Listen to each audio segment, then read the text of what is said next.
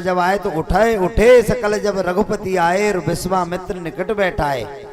जनक जी को भ्रम हो गया, बोले ये कौन है? तो कहूँ नाथ और सुंदर दो बालक और मुनि कुल तिलक की नप कुल घालक कहूँ नाथ। जनक जी को भ्रम हो गया कि यदि ये ब्राह्मण होंगे तो कोई बात नहीं, और क्षत्रिय होंगे तो मेरी बच्ची के हिसाब से बड़े सुंदर लग रहे हैं। तो आज भगवान ने गुरुदेव को इशारा दिया कि मैं चुपचाप जन्म लेके आया हूं, चोरी चोरी, मुझे उजागर मत कर देना।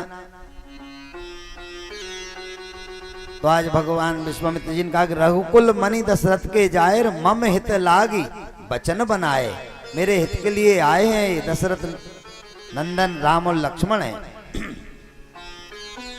इस तरह से आज जनक जी ने गुरुदेव विश्वामित्र जी को और भगवान को बुलाकर ऊंचे सिंहासन पर विराजमान किए।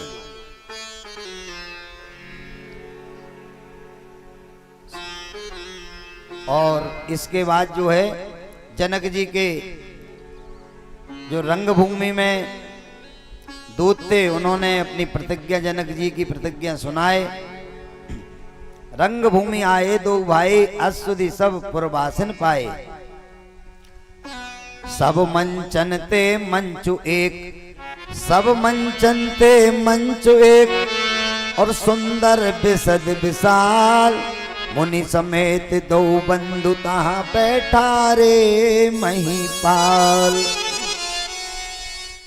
देखो विश्वामित्र जी के साथ सबसे बड़े मंच पर भगवान को बिठा दिया और देश देश के राजा महाराज बड़े बड़े शक्तिशाली 10-10 हजार हाथियों के बल जिनके शरीर में थे वो सब आए।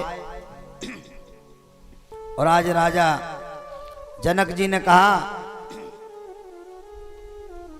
कि मेरा प्रण है कि ये जो शिव धनुष है, जिसे पिनाक धनुष कहते हैं, इसको जो तोड़ देगा मेरी सीता सुकुमारी का विवाह उसके साथ मैं कर दूंगा। तो बड़े बड़े राजा महाराजा, उसमें रावण भी और बाणासुर भी पहुंचे थे, लेकिन रावण बाणासुर ने धनुष देखा, देखकर प्रणाम करके और चल दिए, क्योंकि रावण अभी आगे सीता जी का हरण करेंगे जब वनवास के समय। तो सीता जी को प्रणाम किया रावण ने कि हे भगवती आप भक्ति हो, आप लंका में नहीं चलोगी जब तक भगवान कैसे आएंगे, हमारा उद्धार करवाने के लिए आपको चलना पड़ेगा। तो यहाँ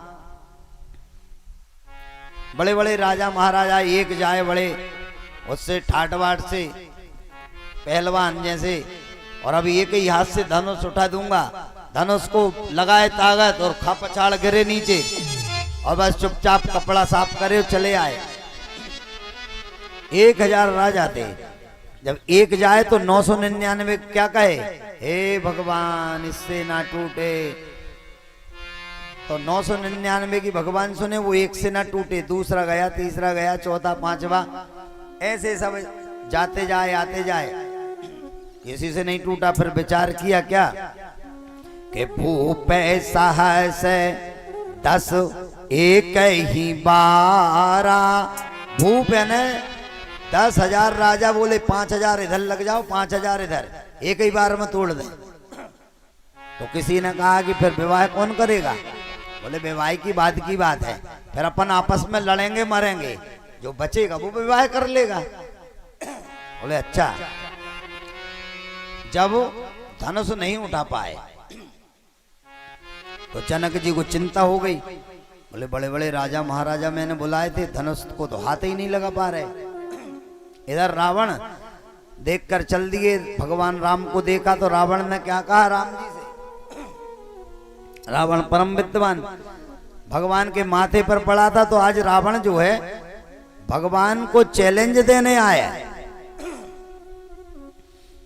राम जी को चैलेंज देने आए कि हम यहाँ आए थे, अब हम चल रहे हैं और आप भी आओ, फिर उधर ही जंगल पंचवटी में मिलेंगे। रावण क्या कह रहा कि हे राम तुम्हारे बाएं द्रग में, हे राम तुम्हारे बाएं द्रग में और पिता मरण बनवास लिखा, और हे राम तुम्हारे दाएं द्रग में रावण का सत्यानाश लिखा, रावण का सत्यानाश लिखा, रावण का सत्यानाश।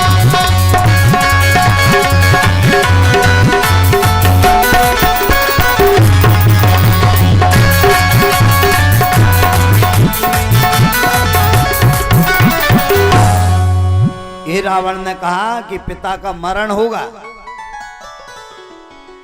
पिता का तुम्हारे मरण होगा और तुमको होगा वनवास, और मेरे कुल का सर्वनाश तुम करोगे आके। ये सब मैंने पढ़ लिया तुम्हारे मस्तक में।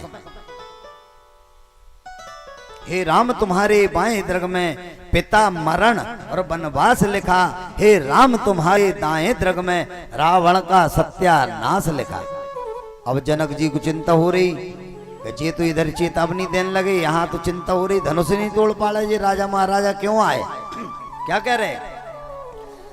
कहे दीप दीप के राजा हो और मैं किसे कहूँ बलशाली है, और मुझको तो ऐसा और ज्ञात हुआ और ये पृथ्वी वीरों से खाली है, मुझको तो ऐसा ज्ञात हुआ पृथ्वी खाली है, तो ऐसा ज्ञात हुआ पृथ्वी वीरों से खाली है। प्रथम विचार किया होता तो ऐसा प्रण नहीं करता, पहले विचार करता तो ऐसा प्रण ही नहीं करता कि संसार में वीर नहीं है। तो लक्ष्मण जी ने सुना, बड़े क्रोधित हो गए। तो क्या कह रहे हैं? सच्चे योद्धा सच्चे छत्री, सच्चे योद्धा सच्चे छत्री अपमान नहीं सह सकते हैं, जिनको कटवानी सहन नहीं वो चुप कैसे रह सकते हैं। कि सच्चे योद्धा सच्चे छत्री और अपमान नहीं सह सकते हैं, और जिनको कटवानी और सहन नहीं वो चुप कैसे रह सकते हैं, वो चुप कैसे रह सकते हैं, वो चुप रह सकते हैं, वो चुप रह सकते हैं।